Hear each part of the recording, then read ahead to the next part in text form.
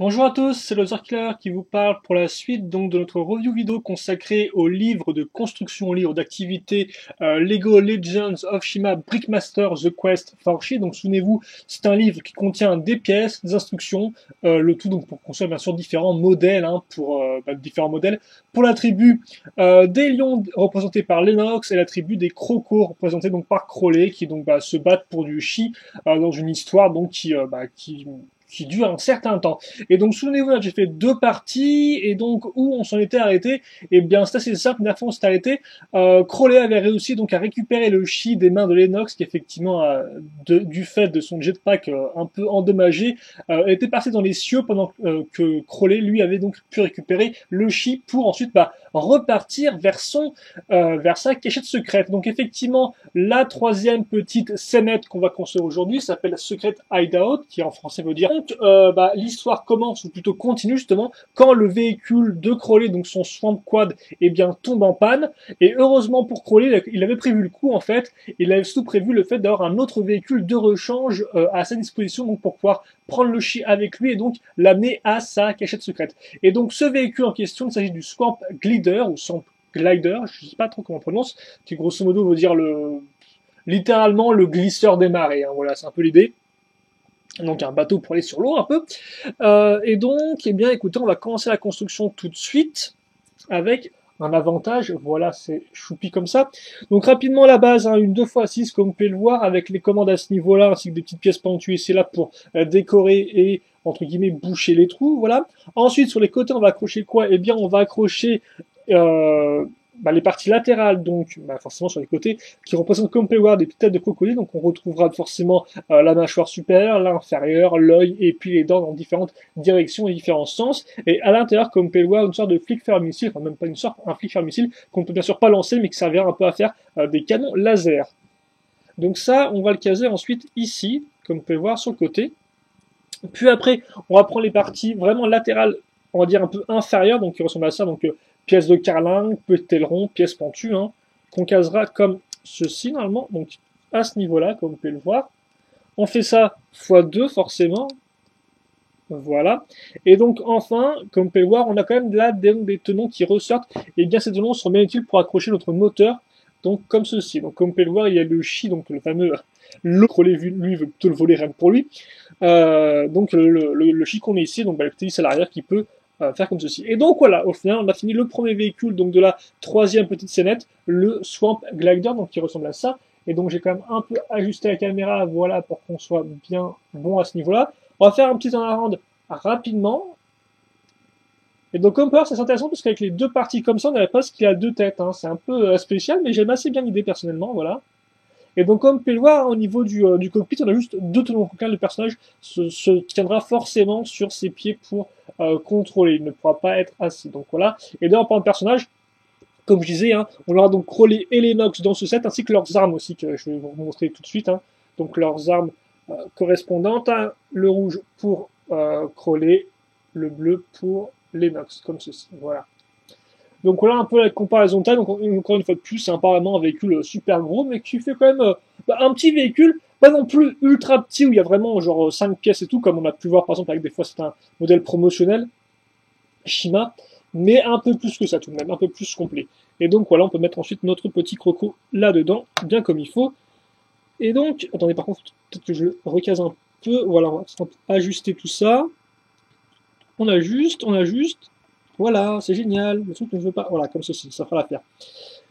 Donc voilà pour Crowley et son Swamp Glider. Et donc effectivement, qu'est-ce qu'il fait Crowley et son Glider?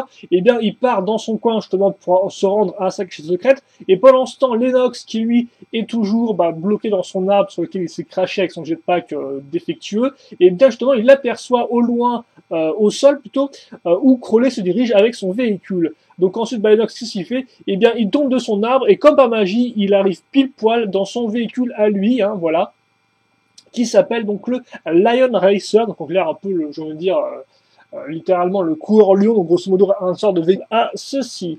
Et donc comme on peut voir, cette première chose assez intéressante, ce sera un véhicule qui sera quand même un peu plus long que la norme, et ça bien évidemment on va le faire en ajoutant, comme on peut le voir, différentes plaques, donc une ici, une là, une à l'arrière, donc comme ça on a vraiment une bonne longueur pour notre véhicule, donc pour vraiment donner une sorte d'aspect un peu de Formule 1 qu'on retrouvera à différents endroits. Pour le reste, une pièce un peu une forme de F1, d'ailleurs vous noterez rapidement l'usage de pièces pentues qui vont laisser un trou ici, mais qui permettront surtout en fait, un peu de remplir, j'ai envie de dire, cette partie-là avec du jaune, voilà, pour pas laisser un gros trou, donc bah, forcément on aura quand même un petit trou triangulaire, mais néanmoins ce sera mieux qu'un gros trou, donc c'est un peu spécial, mais j'aime bien l'idée effectivement de remplir avec des pièces, bah forcément, comme ils n'ont pas de une fois une ou de deux fois une traditionnelle, ils doivent utiliser une pièce comme ceci pour boucher, et donc je trouve l'idée assez sympathique, voilà. Donc comme à l'avant, hein, avec une forme de, comme une pointe, hein, comme une F1, et donc ensuite, comme on peut voir ici, on a des pièces exactement au-dessus et sur les côtés qui sont utiles pour accrocher donc notre petite pièce à ce niveau-là.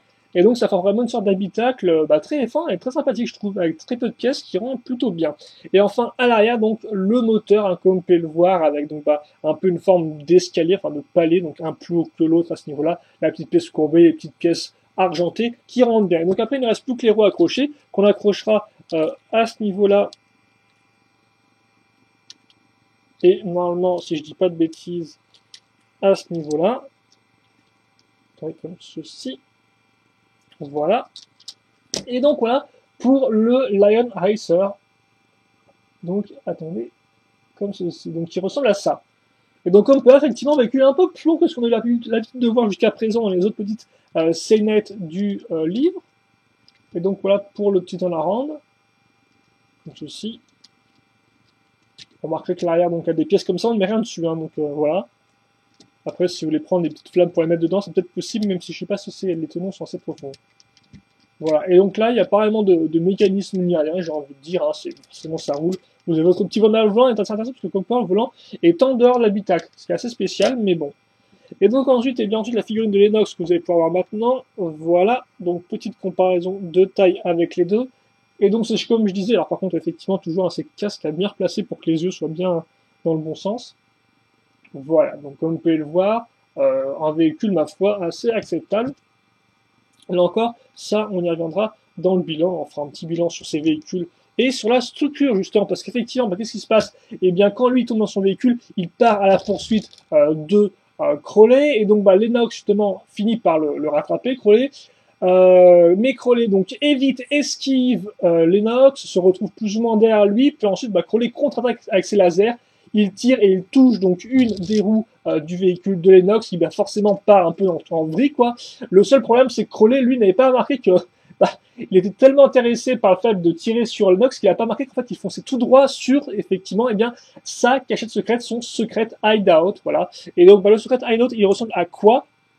Eh bien, il ressemble à ceci tout d'abord. Donc, par contre, je vais un peu lever la caméra parce que effectivement, qui les structures dit partie un peu plus grande que d'habitude, comme ceci. Alors, par contre, hop, là, un peu de lumière, ce serait pas de problème parce qu'effectivement, c'est vrai qu'on est un peu sombre là aujourd'hui, je trouve, hein, voilà. Donc, grosso modo, comme on peut le voir, on va commencer avec une 2x4, on va mettre des petites 2x2 pour un peu élargir l'ensemble, donc pour avoir une base un peu de 2x6 tenons, 2 en largeur, 6 en longueur, des piliers, des pièces pentues petites, des inversées grandes à ce niveau-là une fois 3, des non inversées une fois 3 ici, comme on peut remarquer, et pas mal de petits détails, comme par exemple, effectivement, une pièce 2x1 avec du bleu trans, ce qui fait un peu comme si le chi coulait dedans, donc ça c'est intéressant, et des cristal de chi, mais 2 cristaux de chi, effectivement, ça je l'ai fait lors de la première vidéo, mais on en a bien 2, voilà, donc le deuxième est ici, comme vous pouvez le voir, et donc les petites flamèches, un peu de végétation à ce niveau-là, donc voilà, c'est vraiment quelque chose d'assez complet. On va peut-être un peu de trop complet, parce qu'il y a quand même pas mal de couleurs qui comme peur se mélangent, hein. Du bleu clair, du un peu plus foncé, du marron, du vert foncé, du vert normal, du gris, du jaune, enfin, ça fait quand même pas mal de couleurs. Ça, je pense qu'on y reviendra aussi lors du bilan. Mais bien sûr, la carte de code, ce n'est pas que ça, c'est aussi donc les parties latérales. Donc les parties latérales, grosso modo, la partie intermédiaire va ressembler à ça. C'est elle qui possédera la pièce charnière, comme vous pouvez voir. Donc on peut tourner ça comme ceci.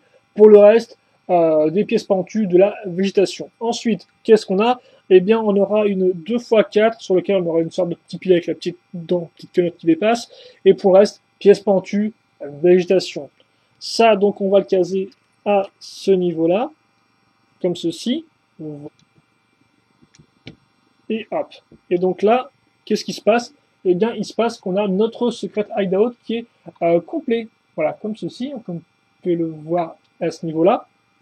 Et donc, on va faire un petit temps à rendre. Alors par contre, section, ça j'ai pas de... Ah, j'ai déjà mis je vais prendre les Nox, parce que les Nox, c'est plus facile à enlever de son véhicule. Et donc, le temps à rendre, comme ceci. Et donc les Nox, donc comme on peut le voir, on a quand même une structure qui qui est un peu plus proche de la première structure qu'on avait construite avec le vieux temple. Là, effectivement, là, on est plus au final dans une sorte de porte que le personnage peut traverser sans problème, mais pas dans une sorte de d'hôtel. Hôtel, bien sûr, A-U-T-E-L, pas confondre avec un hôtel H-O-T-E-L. Voilà. Sans oublier, bien sûr, la son circonflexe. Et donc, effectivement, il y a un mécanisme pour ça. Le mécanisme, c'est quoi? Eh bien, c'est que, comme son nom l'indique, c'est secret hideout, donc normalement quelque chose de planqué, de caché. Et bien, comment on cache? Eh bien, ça, c'est simple. On prend nos pièces charnières et on met ça comme ceci. Voilà. Et donc là, c'est caché. Voilà.